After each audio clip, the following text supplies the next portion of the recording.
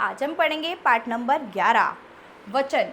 तो वचन कौन से होते हैं? वचन वो शब्द होते हैं जिनसे हमें किसी संख्या के एक या अनेक होने का बोध होता है, वो वचन कहलाते हैं। तो आइए इसके बारे में और जानते हैं। तितली उड़ रही है, तितलियां उड़ रही हैं।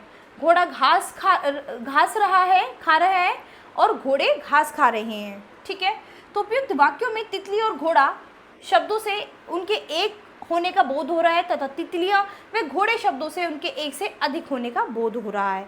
इस प्रकार के संख्यात्मक शब्द वचन कहलाते हैं। तो संख्या के जिस रूप से किसी व्यक्ति अथवा वस्तु की संख्या एक या एक से अधिक होने का बोध होता है उसे वचन कहते हैं। ठीक है, वचन के भेद। तो वचन के भेद कितने होते हैं? हिंदी भाषा में वचन के दो भेद होते हैं। पहला एक वचन और दूसरा बहुवचन।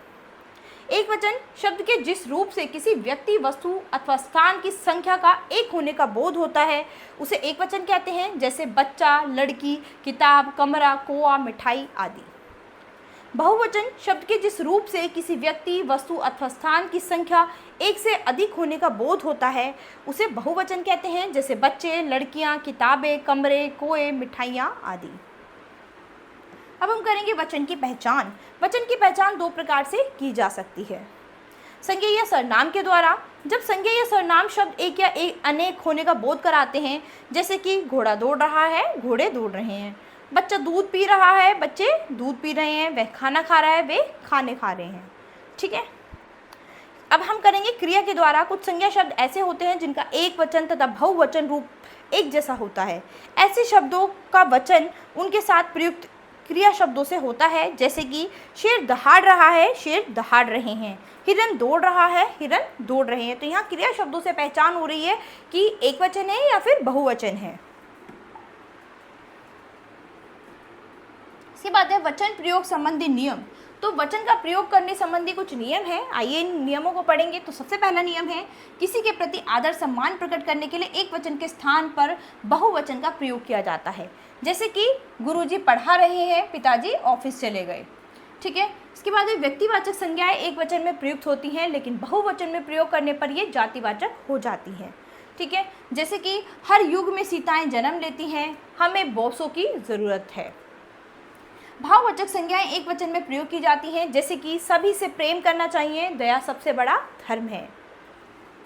कुछ सदैव बहुवचन में प्रयोग किए जाते हैं, जैसे कि नेहा के दादाजी के प्राण निकल गए, आपके दर्शन तो दुर्लभ हैं। कुछ शब्द सदैव एक वचन में प्रयोग किए जाते हैं, आज मूसलाधार वर्षा होगी, हमें गरीबों की सहायता करनी चाहिए। धातुओं तथा द्रव्य पदार्थों का बोध कराने वाली जातिवाचक संज्ञा एक वचन में ही प्रयोग की जाती है, जैसे कि युद्ध के दौरान अनाज महंगा हो गया, सोना बहुत महंगा हो गया। ठीक है, इसके बाद है कुछ वचन परिवर्तन। तो यहाँ पर कुछ वचन परिवर्तन किए गए हैं जिनको एक वचन से बहुवचन में बदला गया है। एक वचन से बहुवचन बनाने के भी कुछ नियम हैं जो निम्नलिखित हैं, जो हम पढ़ेंगे। सबसे पहला, अकारांत पुल्लिंग शब्दों को एकारांत में बदलकर। केला केले, तोता तोते, पकौड़ा पकौड़े। अकारांत स्त्रीलिंग शब्दों के अंत में ए लगाकर। ठीक है, माता माताएं, विद्या विद्याएं, बाला बालाएं, भाषा भाषाएं।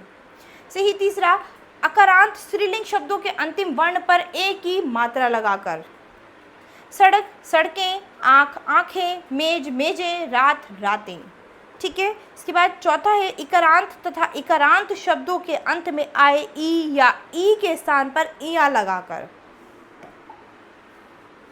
साड़ी साड़ियाँ, विधि विधियाँ, रीति रीतियाँ।